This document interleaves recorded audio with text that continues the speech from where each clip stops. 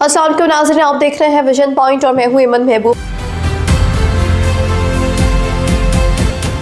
नाज़रीन, शफाफियत के लंबरदार या करप्शन के सरपरस्त पीटीआई का नजरियाती जनाजा खैबर पख्तूनख्वा के पहाड़ों में निकल चुका है। जी हाँ नाज़रीन, मेरे अजीज, मेरे हमवतनों, सियासत में सबसे बड़ी चीज़ अखलाकी बरतरी होती है, मॉरल अथॉरिटी है।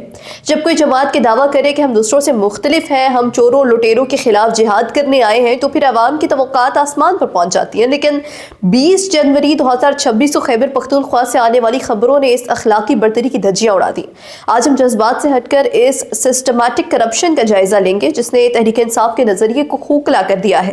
केपी में भारी करप्शन के इंकशाफात महज माली बदनवाली की दास्तान नहीं, बल्कि पीटीआई के इस पूरे बयानिए की मौत है जिसकी बुनियाद एहतसाब पर रखी गई है। आज ये बात साबित हो चुकी है कि केपी में करप्शन कोई हादसा नहीं थी, बल्कि एक डिजाइन थी। हमें यह समझना होगा कि करप्शन दो तरह की होती है, एक वो जो इनफरादी सतह पर कोई शख्स छुप कर करता है और दूसरी वो जो रियासती सरपरस्ती में होती है।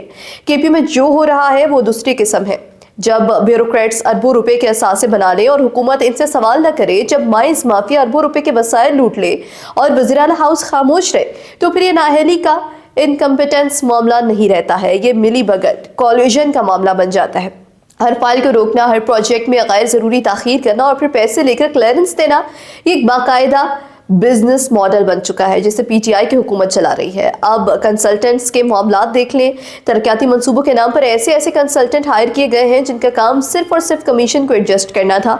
इदारों के अंदर एक मुजरमाना खामोशी छाई हुई है, कोई बोलने को तैयार नहीं, क्योंकि सबको पता है कि अगर मूक बोला तो नौकरी जाएगी या नैब के झूठे केसेस बन जाएंगे। पीटीआई ने जिस तरह खैबर पख्तूनख्वा के एहतसाब कमीशन को खत्म किया, वो इस बात का पहला इशारा था कि उनके इदारे ठीक नहीं है।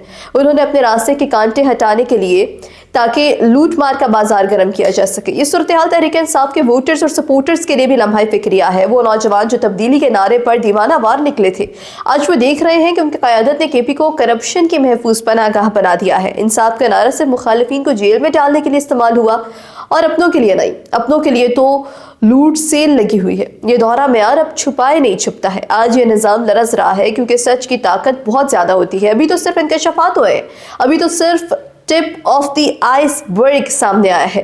कल जब पूरे सबूत सामने आएंगे, जब हकाइक की परतें खुलेंगी, तो पीटीआई के पास छुपने की कोई जगह नहीं होगी। तब इनके तमाम नारे, तमाम दावे अपनी मौत आप मर जाएंगी, क्योंकि तारीख गवाह है कि जो जमात करप्शन के खिलाफ नारा लगाकर इक्तदार में आए और फिर खुद करप्शन की दलदल में धंस जाए, उसका जवाल बहुत भयानक होता है। पीटीआई अब इस्लाह की जमात नहीं रही है, ये जवाल की अलामत बन चुकी है। खैबर पख्तूनख्वा के अवाम के पास अब सिर्फ पछतावा बचा है, लेकिन ये पछतावा आने वाले इलेक्शन में एक बड़े फैसले की बुनियाद बनेगा। करप्शन की सरपरस्ती करने वालों का अंजाम बहुत करीब है नाज़रीन।